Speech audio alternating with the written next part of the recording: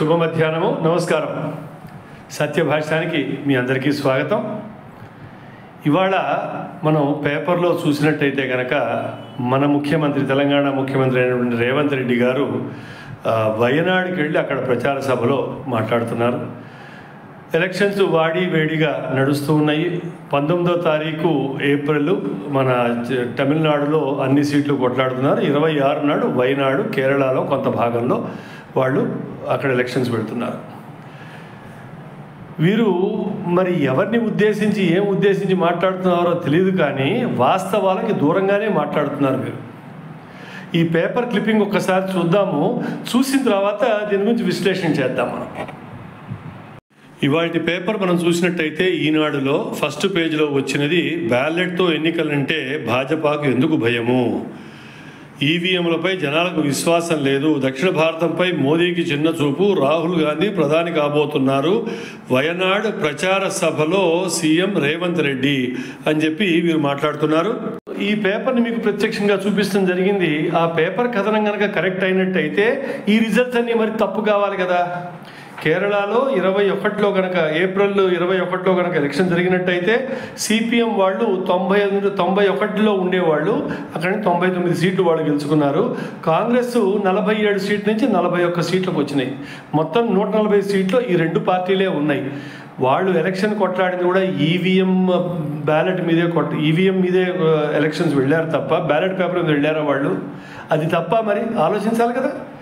అలాగే కర్ణాటకలో 10th మే 2023లో BJP వాళ్ళు ఘోర పరాజయం అయ్యారు. 136 సీట్లు కాంగ్రెస్కి వచ్చినట్టయితే 66 సీట్లు మాత్రమే బీజేపీకి వచ్చినట్టయితే కుమారస్వామి గారికి, అంటే హెచ్డి దేవేగౌడ వాళ్ళ కొడుకు ఉన్నాడు కదా కుమారస్వామి, వాళ్ళకి 19, ఇండిపెండెంట్కి 3 సీట్లు వచ్చినాయి. ఈ ఎలక్షన్ కూడా ఈవీఎం మీదనే వాళ్ళు ఫైట్ చేశారు. అప్పుడు అది తప్పు కాలేదా? అంటే పిల్లలు అప్పట్లో దక్షిణ భారతంలో వాళ్ళకి భరోసా వీళ్ళ మీద పోలేదా? అలాగే 2023లో తమిళనాడులో ఎలక్షన్ జరిగినప్పుడు డిఎంకే వాళ్ళకి 133, ప్రధాన ప్రతిపక్షమైనటువంటి ఏఐఏడిఎంకేకి 66, కాంగ్రెస్కి 18, బీజేపీకి 4, మిగతా ఇంకొకళ్ళకి 5 సీట్లు వచ్చినప్పుడు ఈ ఎలక్షన్స్ కూడా ఈవీఎం మీదే కదా వీళ్ళు కొట్లాడింది. ఆ విషయం మీరు ఎందుకు మర్చిపోతున్నారు? సో నేను అడుగుతోంది ఏమిటంటే, అసలు దక్షిణ భారతంలో ఈవీఎం మీద నమ్మకం లేదు, బీజేపీ మీద నమ్మకం లేదు అని ఒక బ్లాంకెట్ స్టేట్మెంట్ ఇస్తున్నారు చూడండి. చాలా తప్పు కదా. మొన్నటికి మొన్న మన తెలంగాణ ఎలక్షన్ జరిగినాయి. మొన్న ఈయన ఆధ్వర్యంలోనే 64 సీట్లు కాంగ్రెస్కి వస్తే, ప్రధాన ప్రతిపక్షమైన బీఆర్ఎస్ వాళ్ళకి 39 వస్తే, బీజేపీకి 8, ఎంఐఎంకి 7 వచ్చినప్పుడు అది కూడా ఈవీఎం మీదే కొట్టాడారు కదా. సో ఆయన వ్యాఖ్య చేసింది తప్ప, ఈ రిజల్ట్స్ అన్నీ తప్ప. ఏదో ఒకటైతే మరి కరెక్ట్ కావాలి కదా. ఈ ఆలోచన మనం చేయవలే. వాడు ఏది చెప్తే అది వింటం కాదు. ఇక్కడి నుంచి ఇంకాస్త ముందుకు వెళ్ళారు వీరు. ముందుకు వెళ్ళి పంచమకారులు అన్నాం కదా, అంటే మ్యాక్యులే ఎడ్యుకేటెడ్ మార్క్సిస్టులు, కమ్యూనిస్టులు, మిషనరీ సంబంధించిన ఫాదరీలు, మౌల్వీలు, ముల్లాలు, అలాగే పెయిడ్ మీడియా వాళ్ళందరూ ఏం చేస్తున్నారంటే దేశాన్ని ఎలా విడగొట్టాలి, దేశాన్ని ఎలా చిన్నచూపు చేయాలనే విధంగా ఈయన ఇంకా ఫర్దర్గా మాట్లాడుతున్నాడు. ఇది కూడా వీడియో మీరు చూసిన తర్వాత మనం మళ్ళా ముందుకెళ్దాం. అదే ప్రెస్ కాన్ఫరెన్స్లో మాట్లాడుతూ వీరు కరెక్ట్గా ఈ పంచమక్కార్లు అంటాం కదా, ఆ పంచమక్కార్లు అనే విధంగానే వాళ్ళ ఓన్ పార్ట్నర్ సిపిఐ, సిపిఎం వాళ్ళ పార్ట్నర్లు, ఇండియా సమూహంలో వాళ్ళు కూడా ఒకళ్ళు, వాళ్ళపైనే బురద జల్లుతున్నాడు ఈయన. ఆయన ఏమంటున్నాడు, పినరాయి విజయన్ భాజపాకి సమర్థన ఇస్తున్నారు, భాజపాకు మద్దతు ఇస్తున్న కేరళ సీఎం పినరాయి విజయన్.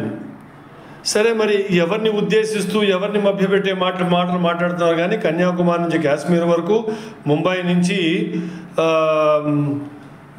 మణిపూర్ వరకు అనుకుంటూ అందరూ రాహుల్ గాంధీని కావాలనుకుంటారు. ఈయన మరి నిద్రలో ఉండి మాట్లాడుతున్నాడా, లేదు రాహుల్ గాంధీ దగ్గర మెప్పు పొందేందుకు మాట్లాడుతున్నాడా, నాకు అర్థం కావట్లేదు. కాబట్టి దీని గురించి ఇంకొంచెం విస్తారంగా మనం చూద్దాం.